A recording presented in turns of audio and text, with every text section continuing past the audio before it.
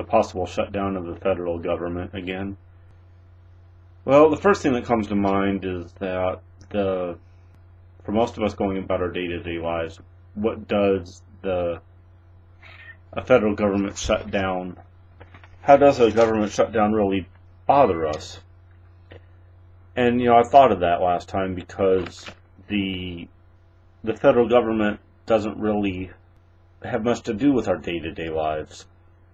And in fact, so much of the last shutdown, they actually went to the trouble to keep American citizens out of places where they don't have guards present when the government is running, such as the National Mall and certain national forests and things like that. So that just really, really petty, especially when they kept World War II veterans away from the World War II Memorial in Washington, D.C. Just incredibly, incredibly petty on President Obama's part. But if we know anything about President Obama, we do know he's petty. And just the way he's treated the British, the Israelis, and even the Pope, for that matter. I'm not a Catholic. I'm a Protestant. I'm no big fan of the Catholic Church, but still, some courtesy is in order. So anyway, the government shutdown, though,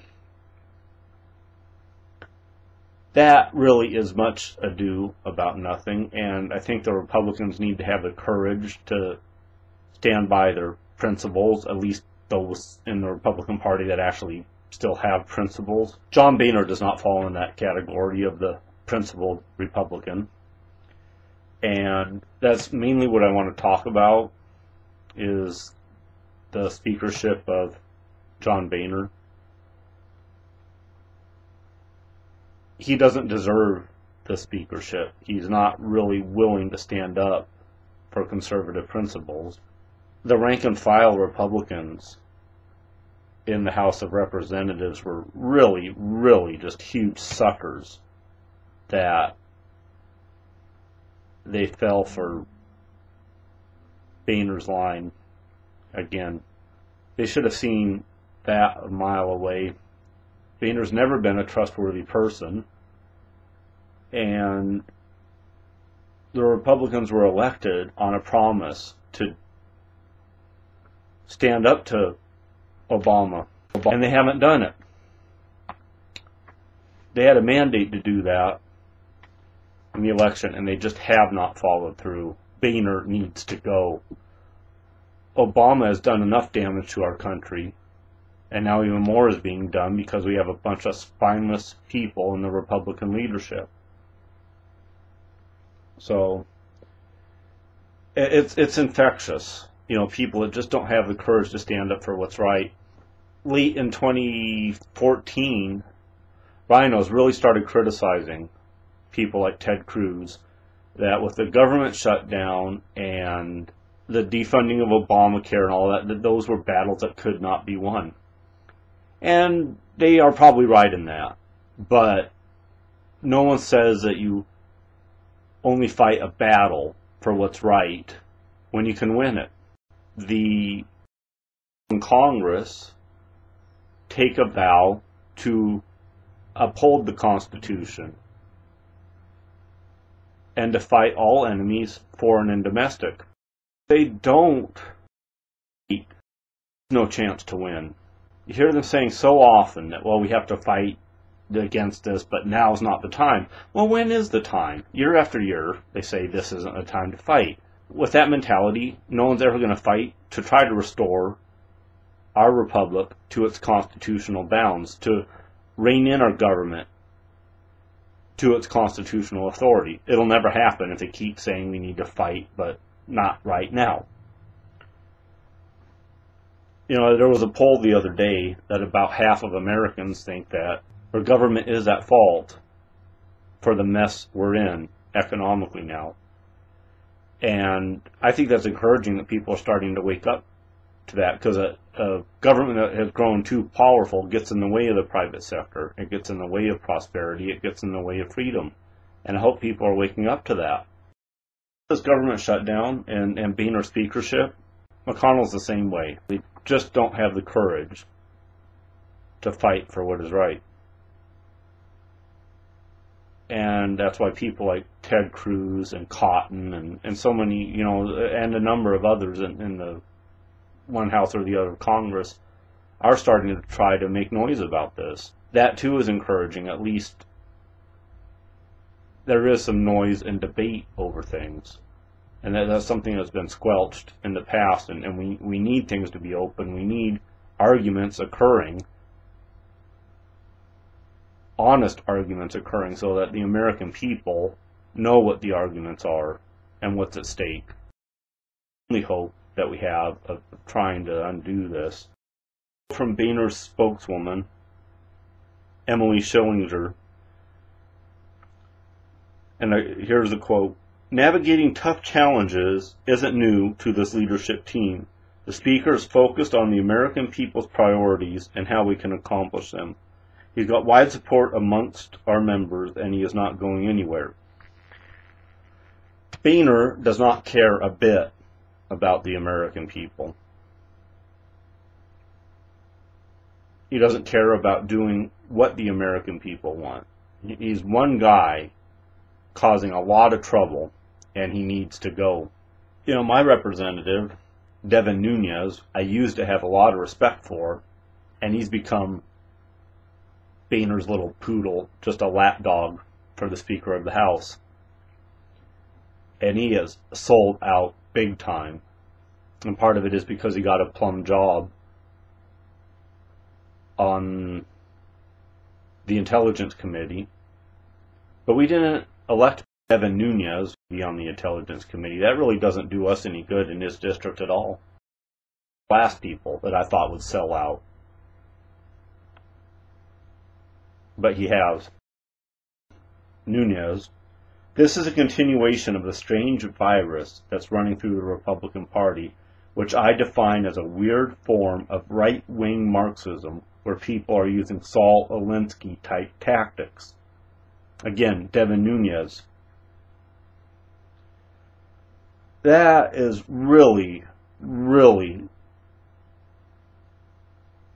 inconsistent, and that's putting it mildly, to accuse the right wing of the Republican Party of using Alinskyite tactics.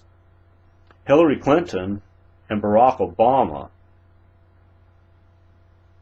and Valerie Jarrett, all of these people are masters of using Alinskyite tactics.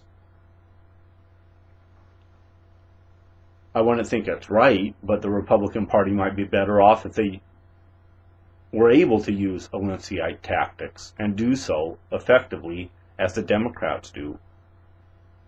It's not ethical, but it is effective. Right-wing Marxism, Devin Nunes says. Speaking of inconsistencies, can you think of anything more inconsistent than talking about right-wing Marxism? It's just one of the many, many asinine things that Devin Nunes has said since he fell under the spell of John Boehner. And I've talked about this in prior videos. There were 3 Republicans, and I don't recall their names off the top of my head. They have resisted Boehner. They haven't just danced to his tune, because they said that their job in Washington isn't to kowtow to Boehner. They're there to represent their constituents. They are not in Washington. They were not elected by the people in their districts to represent John Boehner. If you do what John Boehner says, and that contradicts the wishes of your constituents, you aren't representing your constituents. You're representing John Boehner. Devin Nunes is representing John Boehner. And that's not right of him. That's not what Devin Nunes was sent to Washington to do. And he has really, really forgotten his responsibility to his constituents. If a person has to move to the left to receive campaign funds so that they can be reelected, that only serves them personally. That only serves them personally. It does not serve their constituents. It does not serve the nation. What's the point? If the Republicans move to the left on the political spectrum to get reelected, may as well have a Democrat in office at that point. And that is why I respect people like Ted Cruz, because they will not move to the left. Personally, if I were an elected official, that's the way I'd look at it. I would not want to have to move to the left in order to be reelected, because the battle has already been lost. If you move to the left just to be reelected, a person has to fight for what they want. If these Republicans are so readily moved to the left to stay in office, that shows that they are not principled conservatives. They are not principled Americans. They do not believe in the Constitution. They do not believe in defending the Constitution. They'll walk all over the Constitution. They'll ignore the Constitution just to gain power. That's no better than a Democrat. We really do not have two parties. You know, we don't even need to talk about a third party. It'd do if we had two parties that were distinctly different from each other. But the Republican and Democrat parties are not distinctly different from each other anymore. Debate 2 is the Planned Parenthood. You know, here again, this goes into the thing where people aren't willing to fight unless they think they can win. You know, here's Mitch McConnell, Senate Majority Leader, has explicitly said there's no chance of winning a standoff with Obama and Democrats over Planned Parenthood funding. All right, there may not be, but you still have to fight for what's right here. But, you know, McConnell, being the Senate equivalent of Boehner, just another spineless idiot, a useful idiot for the Democrats, he says that the Senate Republicans are trying to steer the debate to more committee investigations while keeping the government open. Committee investigations, yeah, those really, really help. Those really get to the bottom of things. You know, we have committee investigations all the time, and, you know, nothing really comes of them unless you have some people with some real courage to do what's right. Trey Gowdy comes to mind. He tries his best, but he's, you know, just one out of so many, and he does what he can. He's another that does what he can to try to keep the debate public. McConnell will never do anything of substance with a committee investigation. And again, I don't know why they're so sensitive about a government shutdown. They need to come out swinging. Shut the government down if they need to defund Obamacare, to defund those monsters at Planned Parenthood. And if the Democrats start making a fuss about, oh, the Republicans shut the government down, they need to come out swinging and say, no, we're standing up for what's right here. Here's why we're doing this. Here's things that are going on that hurt the American people, like Obamacare. And Obamacare has hurt many, many American people. And I've done a video about that too. Democrats, and they will, start saying, oh, it's a Republican's fault that the government is shut down and that's harming American people. The Republicans need to just hit back just as hard and say, here's why we're shutting it down. Here's why these policies we're trying to undo are undermining people's freedoms and their livelihoods and their prosperity. And they need to communicate that to the American people. Ronald Reagan was great at that sort of stuff. And they need to take a page out of Ronald Reagan's book on this, but even take it a step further and be even more aggressive than Reagan did. The left has done what they have to our nation because they are more organized and more aggressive. And the Republicans need to learn to be just that aggressive if we're to have any hope of undoing this. You know, I mentioned Devin Nunes. You know, again, that guy has turned into just a totally spineless person. He's abandoned all his principle. Yeah, he mentioned during the last government shutdown that people that sell knickknacks to tourists that lose money when the government shut down because the national parks in California are shut down. If it pays their mortgage and puts food on the table, that's great. But, you know, just the fact that these people in Washington have a tiff over something and throw one of their little hissy fits and the government shut down and they don't let anyone into the national parks and that affects all these people's livelihood, maybe that's one of the signs that government is just too involved in our lives if it affects people's livelihoods that much whenever they're being their usual dysfunctional selves. The lesser of the two evils really is a government shutdown. There's been far more destruction of people's lives, loss of livelihood and prosperity because of Obamacare exceeds people selling souvenirs to tourists and bait to tourists and caused by these government shutdowns. They don't really care about us. And too many of us think they do. And I mean, this is a little bit of an aside, but in the area I live, there have been 2 restaurants that have shut down just this past week because of high energy costs. Those are videos that I've done too about the high electricity costs in California and the high energy costs in California. That's only going to get worse because of all these carbon taxes and cap and trade and all that. And these people in Sacramento are doing things that they know are going to drive energy prices up more. And they don't care. And they don't care that, like, these 2 restaurants close. And the owners both said that it's because of high energy costs and the minimum wage increase that's coming in January. And they just can't do it anymore.